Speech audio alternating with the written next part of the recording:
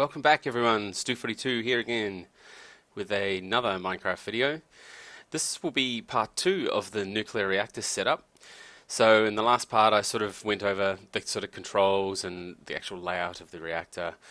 Not too much detail on the design inside the reactor. It's not my permanent setup. I'm sure if you wanted to do the 420 EU that I'm currently doing, you could go and watch my other video and pause on that screen to show what the components are, but there are many other setups that I had. I mean, I had one running at 100 EU for a while. Again, like I said last time, the important thing is to just keep every slot filled. Otherwise, you'll end up with your export bus filling the thing with fuel, and that's not going to be good for anyone. So today I will look at how we're actually making the fuel in the first place. So to make the fuel, I've kept everything on this sort of floor here, and there's really only two bits of equipment for this. There's this canning machine here, which is got fuel rods, empty fuel rods. I won't show you how to make those, but if you've got a decent AE setup, you'll have those just being made. I've got this export bus at the top, and it is set to output the fuel rods, enriched uranium nuclear fuel, and MOX nuclear fuel. So once you've done enough uranium, the spent fuel rods get turned into MOX nuclear rods. MOX functions the same as uranium. It's the same power output, the same lifespan. The only difference is when you finish with MOX, you get a lot more plutonium out of it. So at the moment, you might remember up the top I had MOX going in first, and that's just so that I use up the MOX and leave as much of my uranium as I can. And hopefully at the end, once I've used everything up, I'll basically have no uranium and a bunch of plutonium. And at that point, you can make RTG pellets, which give you stuff all power, really. Apparently, they give you anywhere between 1 and 6 EU per tick, but they give it to you forever in an RTG generator. I think it's 1 EU per tick per pellet that you have in there. I'm not sure. I haven't got up to that stage yet. To be honest, I'll probably just go and run my quarry and find my uranium. 6 EU per tick in a system like mine, where this is doing 420. I think my biofuel is now outputting something like 536. I've got 36 semi-fluid generators on it.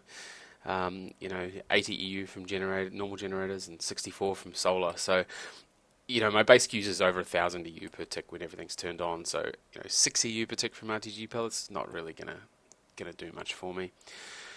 Now this here, as I said, makes the fuel rods. You'll get MOX fuel, uranium fuel, plus a fuel rod. The canning machine knows exactly where to put everything, so that's fine.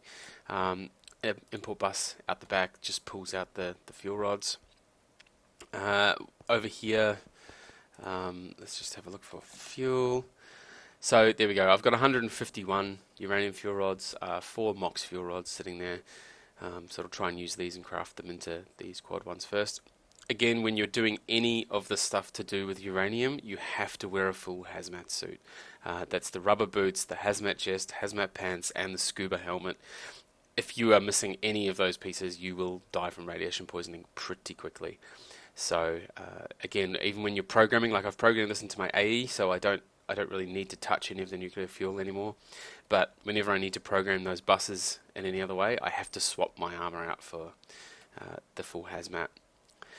So upstairs, I showed you the export buses pulling out the spent fuel, and that's where this piece of gear comes into play. This is a thermal centrifuge that is, I'm not keeping it on all the time. I'm not too fussed about my fuel being processed in a fast fashion, but this here again is just putting the depleted uranium and depleted MOX exported into the top.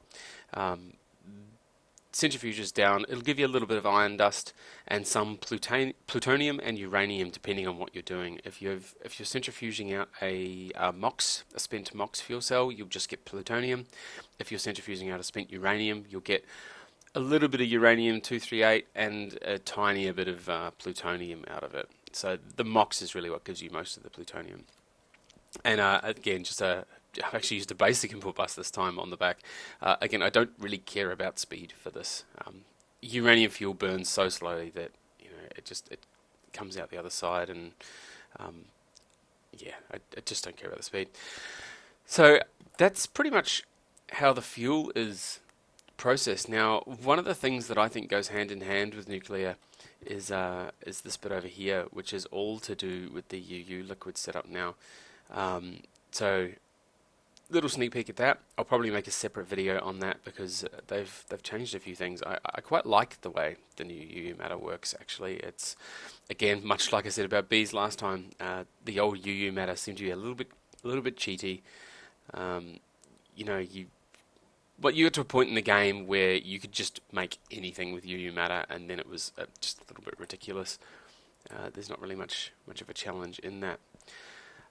So that's pretty much it for this one. It's going to be a really short video just because I think I showed you most of that last time.